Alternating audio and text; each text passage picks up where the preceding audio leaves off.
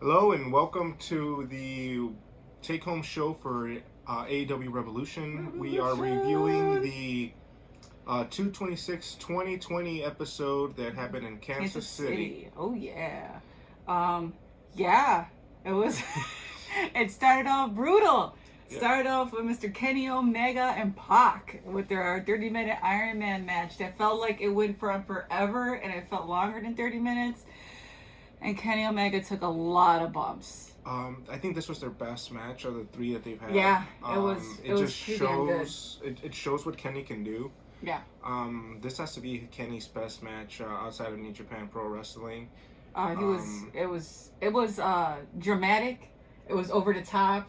I mean, like it showcased Pac a lot as being like brutal, and he kept that on. He was on top of Kenny, and it just showed Kenny's dramatic side. You know what I mean? Like his struggle, and he's like, "Oh God, I can't do this," and then he gets up and he passes out, and it was. Yeah, he took a lot of beatings, so I don't know how that's gonna add up to the story for Revolution when he has to defend his belt with the Young Bucks. But yeah, like this match. So it goes 1-on-1 because Pac decides to hit Kenny with a chair, so he gets a disqualification. They give him 30 seconds to take a breather, and then he still passed. Yeah, Pac does a beautiful black arrow, takes the pin, so it becomes 1-1. Yeah. It becomes really dramatic. Pac's trying to almost crazy. get him to actually tap out. Kenny refuses to tap out. He keeps on fighting him. For a second, it looks like he was about to pass out, like how it happened in the first match. But before that, the table shot. He brought out a table, and he does off the top rope turnbuckle, moonsault on it. But press. He hit it so hard, and like it was like he tipped it, but the pressure of the move on it, it was a nasty bump. Yeah, it just took him out. The Bucks were at ringside cheering Kenny on, and they kept on checking up on him, and both guys were out. Pac rolls back in, and then right before you think he's going to be counted out, Kenny, he barely gets back in, grabs the ref with help from the Bucks.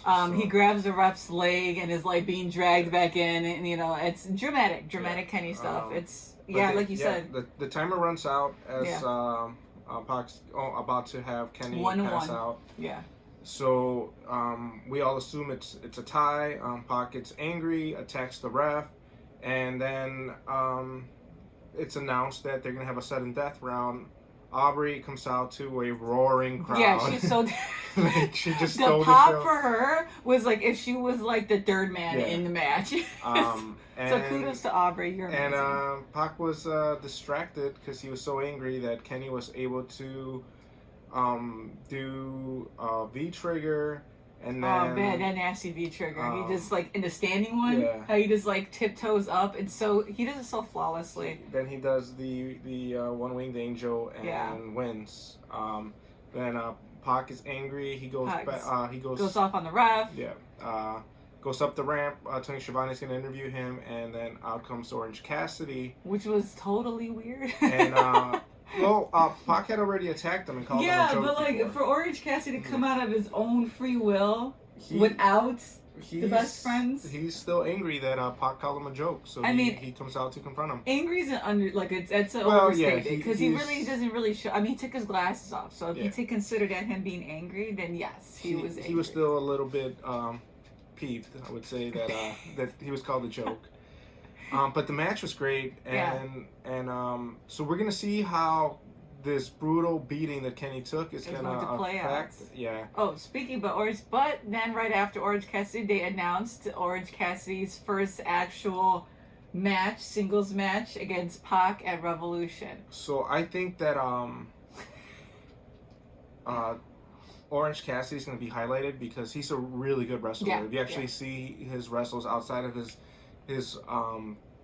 don't care attitude persona that he has, he's really good. So I think we're going to get a really good match from Orange Cassidy. Pac's going to end up winning, but I think that this match potentially could steal the pay-per-view because it's just going to be a fun. Him. Yeah, it's going to be a fun match, and it's going to take Pac off guard because he's actually going to wrestle. Well, according to Chucky T. Yeah. And Pac is really good at wrestling, so it's going to be a very athletic match. Yeah, Pac is. He's a heel, but he's like the heel that you can't even talk crap about because he's so amazing. He's so talented. I'm just so glad he got picked up by AEW, and I'm just really excited to see where his career takes him. Yep. Especially if they do introduce the mid-card belt that they were hinting toward what Cody said. But yeah, he's definitely going to be the guy to take that belt. I don't think anybody else is. If Moxley beats Jericho, I could see a Moxley-Pac that'd be rivalry really good for that belt. Yeah. I think he could carry. He was such a good heel in 205. Yeah, definitely. He made that whole division. Once he left, was he in the Nexus too? Was he in the Nexus? No, not Nexus, right? No, that was like Brian and everybody else, right? Yeah. But he made the 205 division. Once he left, 205 just became an afterthought. Him and what's that guy's name? The Cape Town werewolf dude. Gabriel. Yeah. I forgot, but anyways, yeah, they were always the high flyers that always put out a show coming up in that division. But but Pac's amazing. And he's just ripped. I mean, the guy, he upped his game from when you saw him, 5 years ago. Mm-hmm. It was maybe a little around 5 years ago in WWE, maybe around there. It's been a while. Yeah, I mean, Austin Aries was also there. Yeah. So it's been a while. So then we go to the Inner Circle: Sammy Guevara, Santana, and Ortiz versus the Luchasaurus, Jungle Boy, and Marco Stunt. Marco Stunt is proving all the naysayers. Yep. That we totally pop for Marco. He's undersized, yes, but he puts so much heart into his match. He's doing things. And not even just that, though. It's like he has heart, but dude, he's excelling. Yeah. You can't even say he's not getting better. And I like that he has good chemistry with Proud and Powerful, Santana and Ortiz. Yeah. They always sell for him really good. Yeah, they really do. They're not, I want to say conscious of things like that, but I don't know. AEW doesn't see what other people see, not trying to bring up Nyla or anything like that, but with Marco and Nyla, they don't see that. They're inclusive. Yeah, inclusive they just wrestle and they tell the story, and and it's wrestling.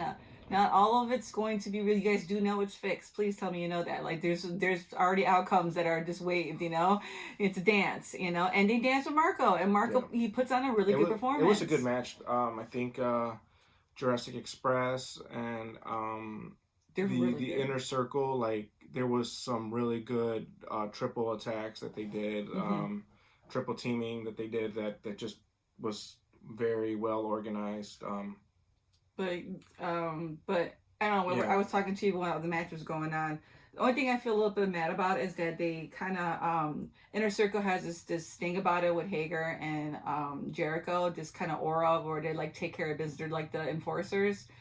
Even when Cobb came out, he didn't come out I don't want to say it's a joke, and I'm not saying Proud and Powerful or Sandy come off that way, but they don't really get to showcase them as being a threat much. They haven't been. Proud and Powerful in the beginning was a threat, and now they're just losing every time. Yeah, and I mean, it's good. It's good to show them fighting other people.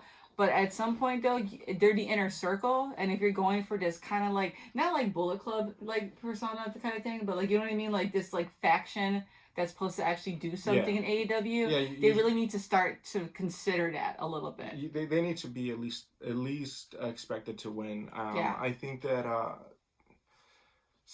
they've been on a losing streak lately, and it doesn't really help Jericho when the rest of your team is not winning. Exactly. So if you want the Inner Circle to be a threat to the Elite, then you have to have other people other than Jericho actually win. And you don't want it to fall apart if Jericho loses the belt. You don't want it to be nothing. You want to make sure to showcase, that these people are a threat to the tag team division, or when the mid-card comes out, they're going to be a threat to those areas, So I hope that kind of changes a little bit, but once again, they're all good athletes. The match was good. Yep. But Darby Allin does come out again.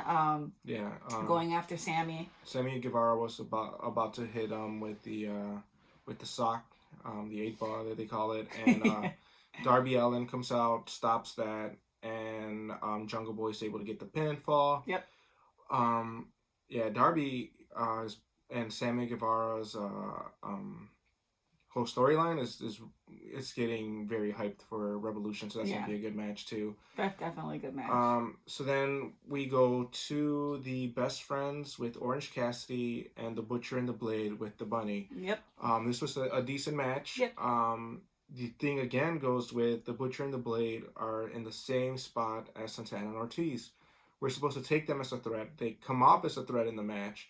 They look intimidating at times, especially since the Butcher just has this old school persona, but they can't win. Is the only heel right now actually winning clean?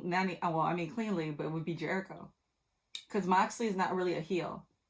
Like, there's no heels like the Butcher and the Blade, Santana Ortiz, Sammy Guevara. They're starting to fall into the WWE thing. Yeah, there's no heels that actually, like, if I thought about it, like, I'm just thinking about it right now. Like, if you look at who's winning, they're all the baby faces. Well, the Lucha Brothers are kind of heelish though, and they lost. They won. What I'm saying, but of recently, I'm trying to think of like the last couple of Dynamites. They didn't. The Lucha Brothers lost. They lost. Yeah, because it was a tag team match. Yeah. Yep.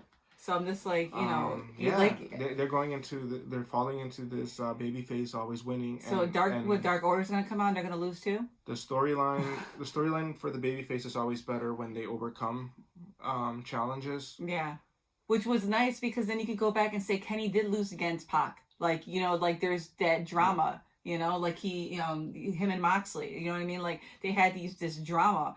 So I'm like, I don't know, thinking about it right now, it's like, even if you had SCU against Bucks and they lost, there's really no clear heel. Because it was something that they did last year that they were having heels win cleanly. So hopefully, we're only in February, so hopefully we start getting some more better storyline being told with that.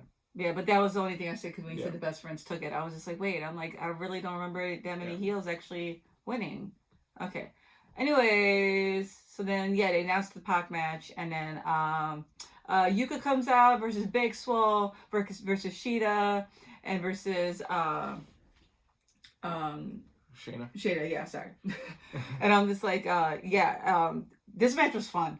Yeah, like, this was a great match. Yuka is so good. I want to see her so much more. I think this match highlighted all of them. Yeah, it was. It showed the women's divisions. Yes.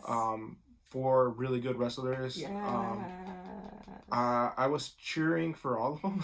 Yeah. I kind of wish that all of them would have won. And it's crazy because 2019, what did we hear a lot? AEW doesn't have a strong women's division. Yep. AEW doesn't have a strong women's division. 2020, we got Nyla champion. Riho had her best match in AEW. Mm-hmm. We got Chris Stratlander. Yeah. We got Shayna. We got Hikaru Shida. We got Big Swole. We got. And we're having like appearances by like Diamante. Yeah, Diamante's it's like been we're having really like all these like really cool new Penelope people. Ford. The intergender, even though it was like it was televised. They weren't. I don't know if they weren't sure they were gonna like televise it. But it was so good to see that match. But we need Penelope Ford. We really do need you. We need the Bunny to go back to wrestling too. Yes, yes. I miss you. So this match was really good. I was surprised that Shida won. So it looks like Yuka's her karate. She's so small. Yeah. And so fast, and she's like a little gazelle. Yeah, I think this was a really good introduction to Yuka. I know we saw her with Britt Baker last week, and people liked her, but I think this match showed just how skillful she is and how she uses her small body frame to get out of certain holds, and how she sets up the her opponent. It was really good. Yeah, and Big Swole, she's coming into herself. She comes out so damn hyped. Big Swole, that God, I can't even think right now. She does a cutter. She kind of like steps into the rope, launches off the second rope, and falls into a cutter that was really, really well done. She did that to Shayna. There was a part where Shayna and Big Swole had a little miscommunication, and it kind of like looked a little clumsy. But I think it happens when they have fatal 4-ways. Though. But they were able to recover from it. Yeah. So that kind of shows that like they were actually communicating, and it's gonna happen. I mean, even professional dancers sometimes have miscommunications. Yeah. But Sheeta took the win. It was a kick, a knee. Yeah, running knee strike on Swole. Swole took the loss on that one, but it was cool. It was cool. Yeah, definitely check that out. I like to see this. I mean, I don't know if AW can be in talks with having some of the girls like just work on their either like a tag team type thing so that we can see more, a tag team match against with two partners or like a fatal 4 week so we could actually showcase them more because instead of having just an individual one-on-one match, this was a great way to showcase some of their talents. Great booking on this one. I loved it. I didn't expect to see Yuka today, so when I saw her like announced, I was like, yeah. I wish we could see a Yuka Riho match because it would really highlight. Or Shida. But Yuka. I think Riho and her would be Riho crazy. And Yuka would be crazy with the speed and the way that they counter each other's moves. Definitely. That would be something cool to watch. And then we get into a promo done by the Dark Order. They're still talking about Christopher Daniels and SCU. And then they say the word obsolete. Yeah. If you know anything about Matt Hardy, they're still throwing around this teaser. But every time they tease something, let's not talk about Marty. but I don't know where it's going with that. They're playing with fans' emotions. They really are. I don't know. I want to say Matt Hardy is going to be... I want to say it. But then I'm just like, I'm not getting my hopes up. Then there was a rumor something about they're going to rework him into NXT. Somebody was saying something like that. I don't trust WWE letting Matt Hardy go. Just had Lance Archer sign. I really doubt they'll do anything with him. It's not going to be Lance Archer. Luke Harper, though. Brody Lee. That's one that I brought up to you the other day because they haven't really been talking about him much. And he could play into a cult leader. Oh, yeah, definitely. Yeah. He just looks like one. I mean, I love that guy. But yeah, so it'd be interesting to see where this plays out. Hopefully we get a payoff pretty soon. We don't want to dry the well on fan anticipation on that one. Yeah. Then we get into a really big, very interesting segment. Jim Ross sits down with the tag team champions, Kenny Omega and Hangman Page, and the Bucks. And they're, if you guys heard the announcement, Adam came out with a book. And then in the author's page talks about how he felt like he was the odd man out, that he was the one that was kind of in the shadow of everybody else, but he basically found who he is. He's achieved a lot as an independent wrestler, and going forward now, that's kind of set up this kind of story if you kind of follow this what was going on with their talk. But it kind of makes the Bucks look like heels because they kind of started throwing we got you in BTE, you were nobody in the Indies. They started throwing some jabs, and Kenny wasn't saying much. They brought up his drinking because, of course, he has a cup. It makes me feel that that the Young Bucks are going to lose, and they are going to show their heelish side to Kenny and Hangman because Hangman just looked like he's just a man that's kind of lost. He's taking to drinking, and it's relatable. Yeah, he even says it when the Young Bucks are like, "Oh, we never thought you guys would be the ones holding the belts." And Kenny's just agreeing with them. He's trying to keep the peace. And then Hangman's this is just a business. Yeah, Hangman's like, that's the point. They never saw him as anything. And then Matt Hardy gets angry and says... Matt Hardy? Matt Jackson? Matt Jackson.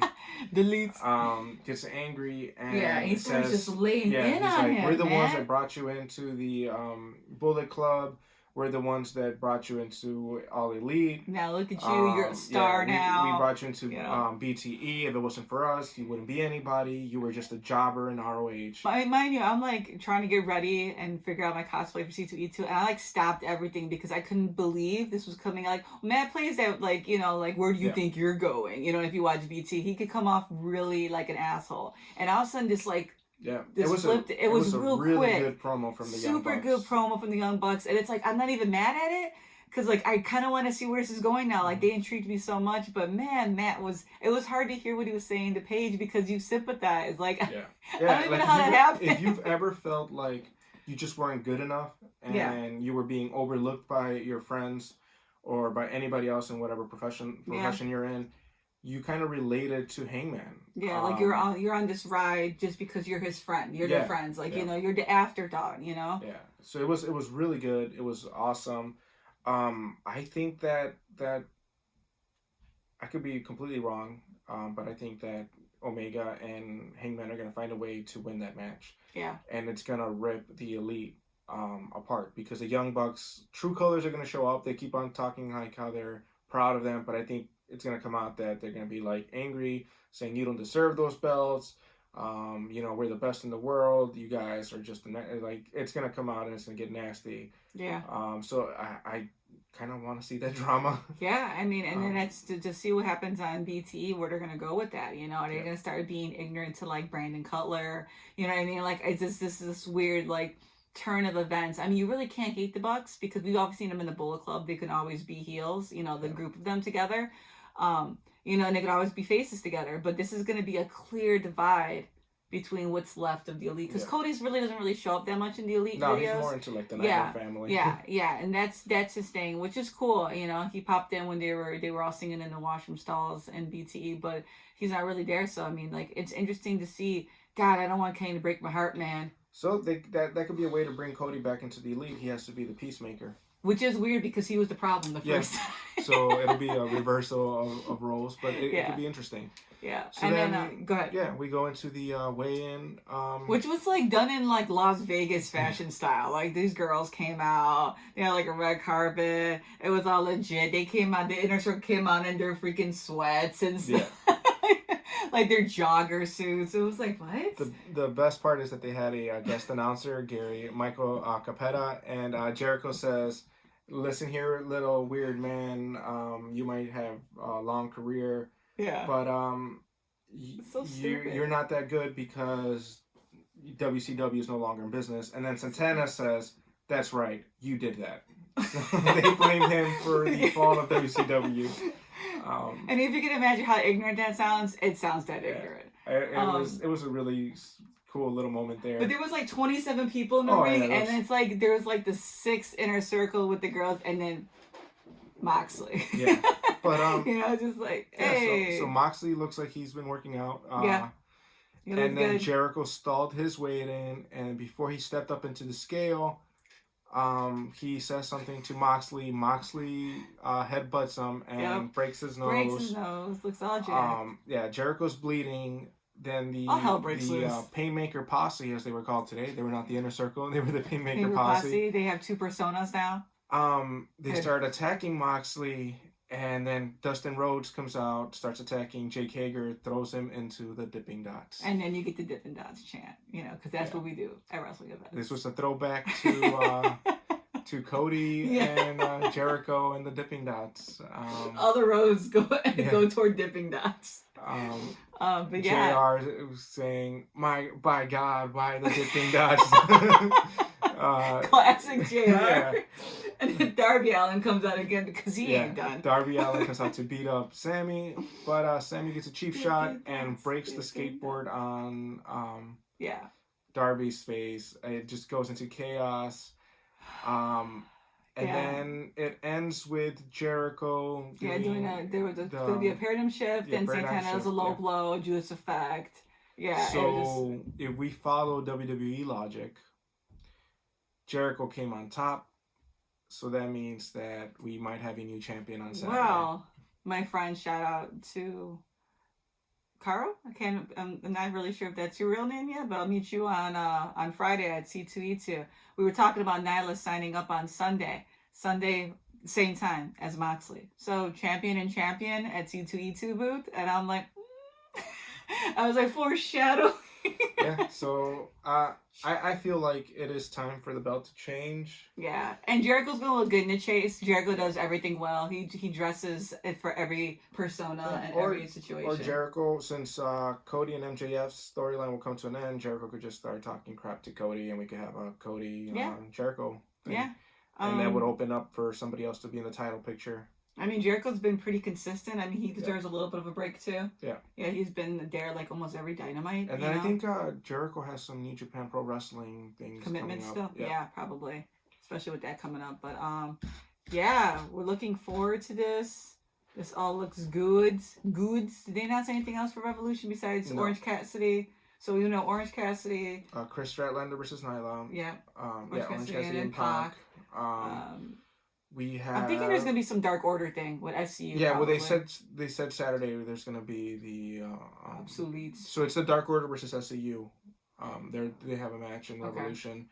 MJF versus Cody. The Bucks and Hangman Kenny group, whatever their name's going to be. Jake Hager versus Dustin. Sammy versus Darby.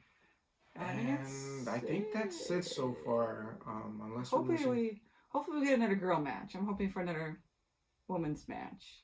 Yeah, they haven't announced anything else. Yeah, I'm hoping for something like that. That'd be nice. There's really not much anything else in that they could do. No. But yeah, that's about it. Yeah, I think Jericho's gonna lose. I think Nyla's gonna retain, which kind of sucks because I don't want Chris to lose, but at the same time I don't want Nyla to lose either. So I really kind of it'll be too soon for Nyla to lose the belt. I was really hoping they would have announced a 3-way with somebody else, so that unfortunately whoever that person would have been, they would have probably took the pinfall, which I would have been okay with. It could be a dirty loss. Nyla is known to lose her temper and throw people through tables. True. So it could be disqualification. Yeah, that's true. I think Darby Allin's gonna win. I think I don't know if Dustin's gonna win. I think Jake is gonna win. I think Jake, which sucks. I like Dustin a lot, but that's just, it makes for a better storyline. But then again, if we follow WWE logic, just Jake came on top. He hit Dustin in the dipping dance. But it's not WWE logic. I'm just saying. And then Sammy broke the skateboard on Darby, so with Sammy losing. Darby winning. That would suck if the Inner Circle loses every match, though. Yeah, it really was. It really would. Cody and MJF. I think Cody wins that. Cody's been pretty flawless so far. You think he's gonna take it? I think Cody will win unless Wardlow interferes. Yeah. That's no way, but I think the story should be put to rest a little bit, at least for the time being. Yeah, I mean, you're getting some new faces coming in. Time to highlight somebody else too. I think that's about it. I don't know what to say about the Bucks, and I think Hangman and Kenny are going to retain. I really want to see that. I want to see some dirty stuff by the Bucks. I want to see them really go dirty. I could see the Young Bucks cheating and taking the belts, and then opening up like Kenny's eyes and be like, "This is bull crap. You guys want this dirty." That'd be so cool. If you would have beat us cleanly, it would have been one thing. But this isn't the way to do it. Blah blah blah. Yeah, that's a good storyline. But and then the Dark Order. Are we gonna see the Exalted One? Well, we'll find out. Better not be disappointed on who that person is. Don't strike out again with the Dark Order. It's a good build-up. Luke Harper's the only one that doesn't have a contract, so... No, supposedly it's up until March, somebody said. No, he's been released. He couldn't sign a contract. He could wrestle, but he can't sign a contract. I don't think... He doesn't have to sign a contract to show up. He's just going to stand there. Jeff Cobb didn't sign a contract when he showed up and wrestled. Sure. Yeah. I hope it's Luke Harper. I really do. Well, Brody Lee. Sorry. Brody Lee. I really hope it's him. I would love to see him. I don't think I've ever seen him live. I don't think we've ever seen him wrestle. Yeah, we did. When we went to a WWE house show and it was the Wyatt family. Oh, yeah. Way back when. Yeah. Way before The Fiend. Anyways, and then we saw the Bludgeon Brothers when... it was the WWE Raw in Chicago. Was it with the Bludgeon Brothers? Yeah, I thought they were always on SmackDown. I could have swore we saw the Bludgeon Brothers. They weren't in Money in the Bank either. No. I remember seeing the Bludgeon Brothers though, because I hate. Maybe they just showed up. So I don't know. Anyways, that's not here or there. We will be live tweeting, streaming on Instagram. So follow us on Beat 'Em Up. We'll probably tag some stuff at the beginning of this, so you guys can follow us. Yes, we'll be tagging this so you can follow us. Yes. But yeah, we'll be at Revolution. So if you guys see us, say hi. We'll be at C2E2 also. So yeah, we'll see you guys this weekend. And hopefully Revolution is amazing. And then we'll give you guys our 2 cents the next day once we recover. Yeah. All right.